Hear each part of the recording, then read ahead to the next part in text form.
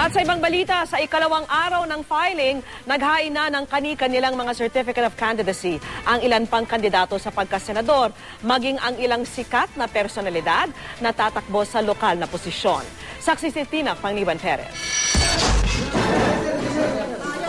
Buenamano si re-electionist Senator Chis Escudero sa Comelec Intramuros sa ikalawang araw ng paghahain ng Certificate of Candidacy.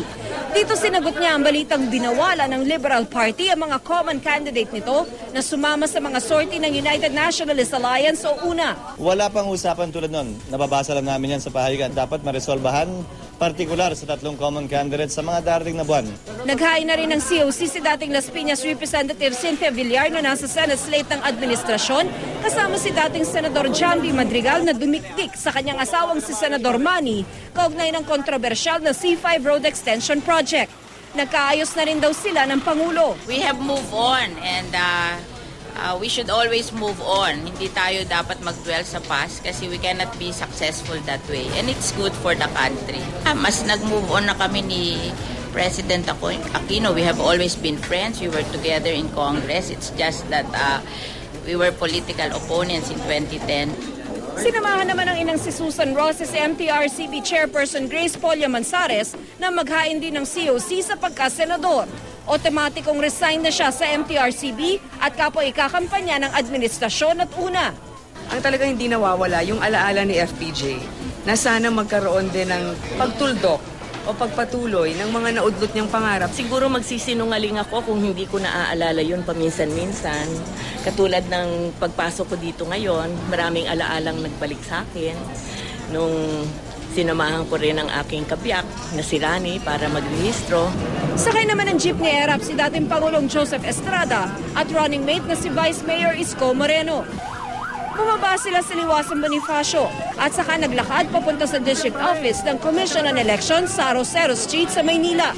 Kasabay rin nila sina Senator Jinggoy Estrada at San Juan Representative J.V. Ejercito na kakandidatong senador. Wala pang 10 minuto, tapos na ang paghahain ni Estrada ng kandidatura bilang mayor ng Maynila sa ilalim ng UNA. Minaliit naman ni ERAP ang pahayag ng makakatapat niyang si Mayor Alfredo Lim na hindi raw siya tatakbong muli kung hindi mananalo. Siguro yun ang panaginip niya. We'll have a friendly fight. Nagpapakita lang na ang lungsod ng Maynila talaga naghahanap na ng bagong leader. So excited lahat, makikita mo mga taga Maynila. Overwhelming. Sa Comelec office naman sa Sarangani, naghain ng kanyang COC ang re-electionist na si Congressman Manny Pacquiao. Pero ang sorpresa, naghain din ng COC ang kanyang may bahay na si Jinky para naman sa pagka-vice-gobernador ng probinsya. Nag-decide ako na ipagpatuloy yung ginagawa ng asawa ko dito sa probinsya. Parang katuwang niya kumbaga.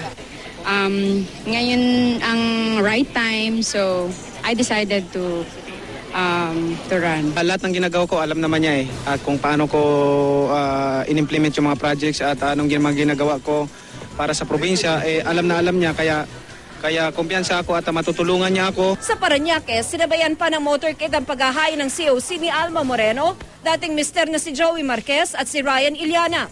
Si Moreno kakandidatong muli sa pagkakonsehal. Gayon din si Iliana para sa kanyang ikalawang termino.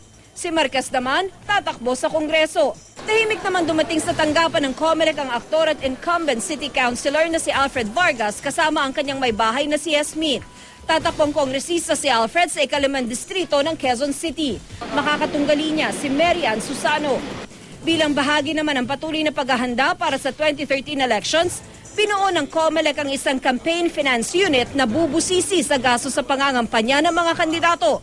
Ayon kay Comelec spokesman James Jimenez, kabilang daw sa tututukan ng komite ang gastos sa internet advertising. Ako si Tina Panganiban Perez, ang inyong saksi.